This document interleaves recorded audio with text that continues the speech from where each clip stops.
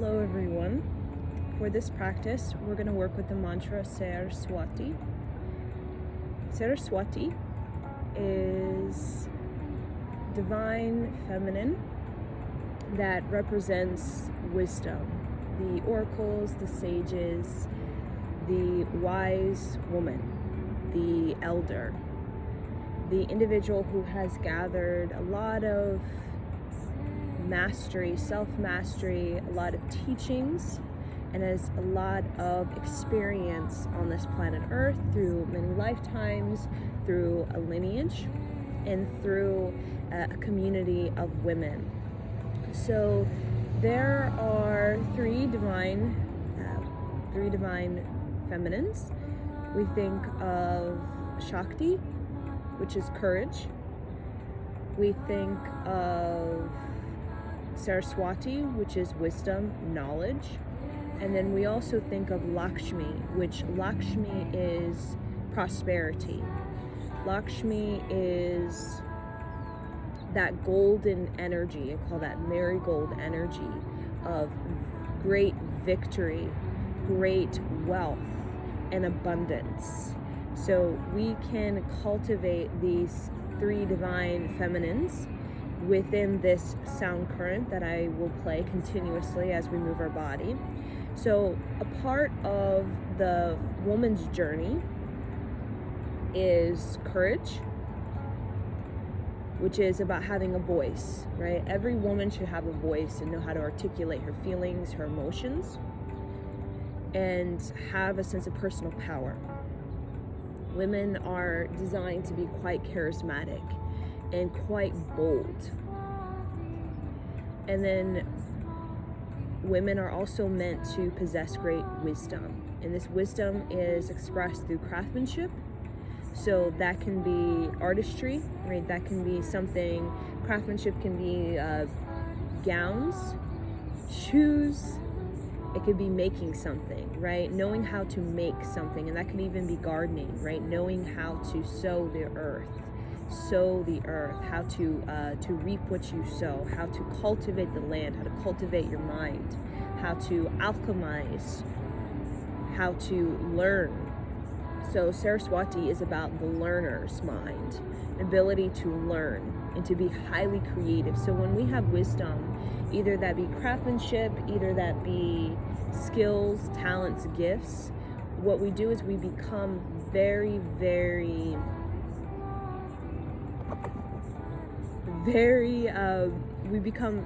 creative. So that Saraswati can be a lot about creativity. And then we have the Lakshmi, which is very much about, we can think of it like commerce in the way of synergy, collaboration, also when it comes to exchange. So Lakshmi is the kind of holder of the tribe, right? The tribe and the sort of wealth of the tribe and the sort of a synergy of the tribe, and the commerce in the way that the tribe is interacting with other tribes and how that brings about a sustainable economy, right? So Lakshmi can be about creating a sustainable economy for the tribe or for the community. So with these three divine feminines together, we get the expression of the totality of the woman, right? Through the courage, to have personal power, to have a voice and to articulate and express that voice rhythmically, to bring about revolution or renaissance, really. That supports the evolution of this human beings in the planet. And then we also have the wisdom, right? The Saraswati, the frequency that we're tapping in, which really this frequency carries the teachings, the mastery of all women on this planet, the experience of all women, the experience of the elders and the elder system, and having access to that elder system and be able to use that elder system to help you make wiser choices, help you to gain the knowledge you need on this earth, on creation, on the laws of creation, the sort of principles of creation, the sort of knowledge on the earth. How does the earth work, right? It's kind of the question, how does the earth work? Teach me, how does the earth work when it comes to We think of the Matrix, right? How the Matrix works, and how does it work from a sort of manifestating perspective, right? And how do we shift reality? How do we bring about newfound energy, right? How do we bring new ideas, new sort of ideologies and sociologies? How do we bring new sort of economic structures to this planet, right? So this teaching is very much a part of the ancient Vedic social structure, which you can find in the Bhagavad Gita, which I still have not read, but I am quite fascinated with. You can just hold the book and just get the download just by holding it, right? And there's all kinds of fabulous sort of lectures and sort of many lectures on this subject that's quite fascinating. But basically this ancient social structure was very much the time of these individuals, right? The time of these individuals was not when we think of our time, right? With our sort of global structure that we've had for thousands and thousands of years. This is sort of before this time that we are all knowing of for thousands and thousands of years. Before the Romans, before the dynastic Egypt, there is this Shakti, there is Saraswati, there is Lakshmi, during a time of what we call the Golden Age. And the sort of reminisce of the Golden Age, sort of the resonance of the Golden Age is still sort of ringing in the time of these individuals, held within the lineage. So we can connect to our courage, which is again Shakti, our creativity, right, which can be that Saraswati, and then the Lakshmi can also be about the character, because to hold wealth you have to have a container, you have to you have to hold it, right? You have to hold the position, you have to hold it in your aura, right? You have to be grounded. So character is all about being grounded. It's all about you're being challenged by the universe to be determined, to be insightful, to go out into the earth and to seek experience that can, further enhance your skills, your talents and gifts. And to have a character is also to have a sense of patience, right? A sense of that kind of, we think of that ability to hold your ground, right? To be grounded, to hold your ground, to believe in yourself, to have self-esteem, right? Character has a lot to do with your self-esteem. And that is everything to do with that kind of Lakshmi, right? That kind of self-esteem, coming into that self-worth where I know my value. That's that Lakshmi. It's like I know my value, right? I have gone through it. To have a character is to be on a rite of passage. You don't just get a character like in any sort of literature, right? A character is usually developed over time. You have early phases of character, right, in literature, and then it evolves. So character is about really your evolution and your choices that you make in your evolution, how those choices plan out, and the karma, and how do you deal with your karma, and your dharma, how do you give life to your creative destiny, right? And that's how you get a character, right? And that's all about the reinvention, right? The reinvention of yourself. Reinventing yourself continuously so that you can really bring fruitfulness to the totality of you, the more well-rounded you, right? We're not here to be static, flat Stanleys. We're here to be very spherical. And Lakshmi kind of has this very, very defined spherical energy, this fifth dimensional energy, this sort of golden gong-like frequency, right? Where she's accessing all her senses, right? And that gives her a very strong sense of self, right? To know the worth, to know the values, to have a strong sense of self that isn't fixed or rigid or indoctrinated, but it's very much evolutionary, right? It's up for the challenge. So that has a lot to do with the Lakshmi, right? And then again, going back to the Saraswati is going back to our Saraswati. I don't know, there's just this creature. Going back to the Saraswati again, to bring about character development, to bring about wealth, to bring about a sense of value, or sense of I know myself, I trust myself, I believe in myself, is through experience, is through going out there and having a teacher, having a mentor. It's about participation, it's about practice, right? It's about, the elders are considered the high Lakshmi frequency is because they have upheld this sort of wisdom, right? They have gone through all kinds of circumstances and situations and all kinds of environments, and they've gained insight on how things work and what doesn't work and what does work, right? And in this great sort of lineage of that, and this great sort of many generations all sort of sharing what works, what doesn't work, right? The insight, what they've gained, the karma, like the reaping of that karma, and what was that about, what was that feeling, and how did that affect you and affect the people around you.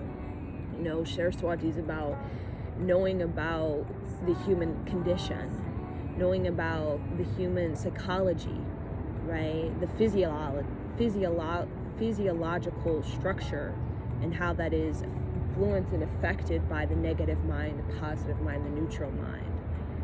So really, I think of the Saraswati as the sort of guru yoga, the sort of the having the teacher, and also having the self-mastery within yourself, having that sense of learning from those who are elders and those who are considered, very much that Lakshmi frequency, where they have kind of upheld this sort of consistent wisdom over many years.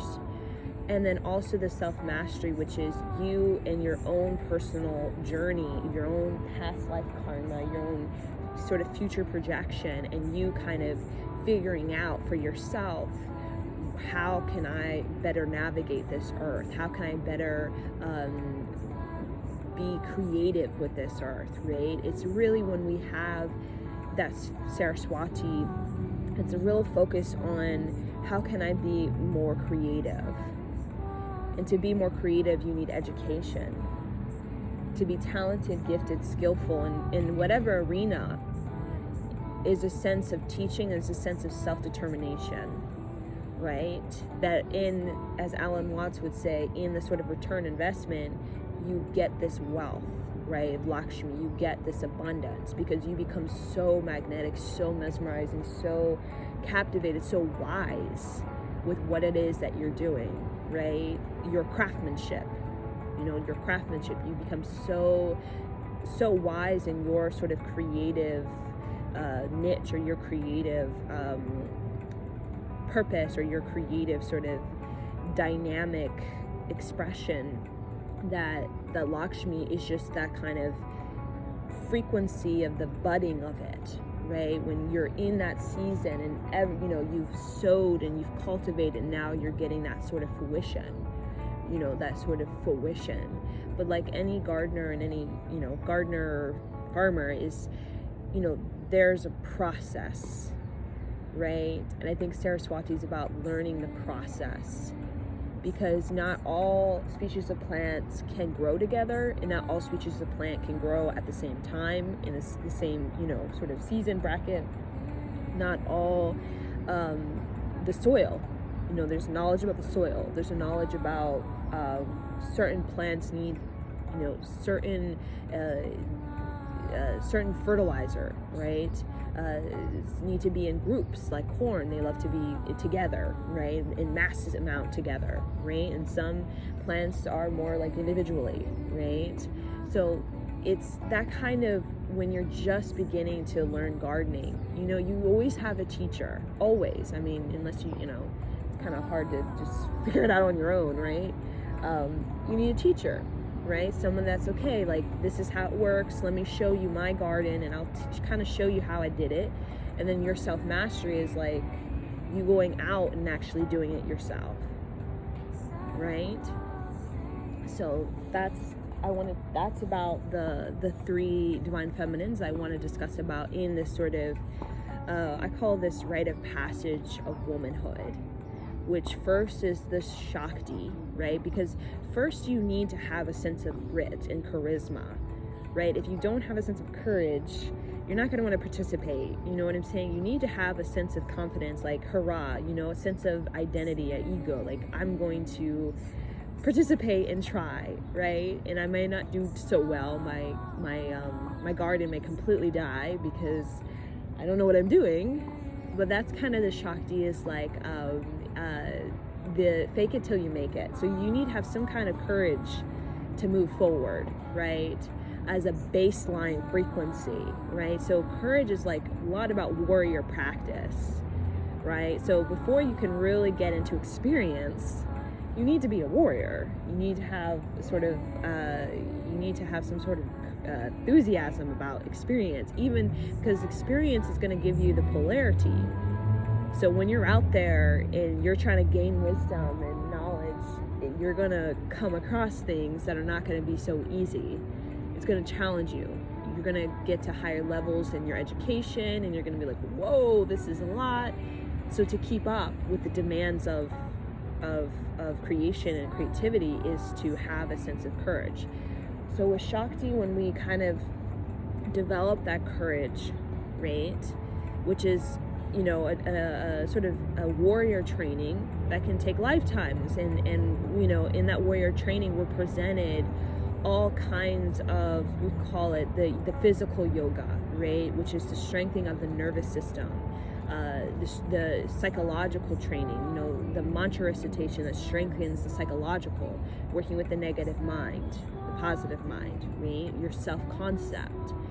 And then when we have a sense of courage, right, as a divine feminine, where we start to, you know, utilize our voice and hold our ground and steady ourselves, then we get into the Saraswati, which is kind of like door number 2. And door number 2 is about, okay, you have courage, now go out there and participate, right? Go out there and learn and have relationships with your teachers, with your elders, with your, you know, colleagues, your friends, and learn for yourself, right? Go out there and try, right? And see kind of what comes about and how that evolves over many years, right? So that's about the participation, the practice, the process of learning and gaining knowledge. And then when we have that kind of, okay, I've done years of going out there and I've kind of, you know, been doing this for some time. I've gotten somewhat good at this craftsmanship, right? Whatever that is for you. I have some sort of hold on my talent, gift, skill, craftsmanship. And then usually, you know, you get this character, which is sort of this dignity around what it is that your talent, your gift, and with that sort of character, that defined character, that Lakshmi, which is like door number 3. Lakshmi is door number 3, which is the unlocking of the universal flow of energy, right? It's like we don't just like unlock the universal flow of energy. There's a sense of like rite of passage or initiation. Like when we think of the wizard or like the shaman, you know, unlocking the flow of energy, usually they don't just, you know, there's some kind of movement, there's some kind of momentum they've created, there's some kind of practice, there's some kind of kriya, there's some kind of teacher, there's some kind of self-mastery that they had that unlocks the flow, right? And the unlocking of the flow is you created such a magnetic vortex or such a magnetic momentum that the earth begins to move by your movement, because your movement becomes so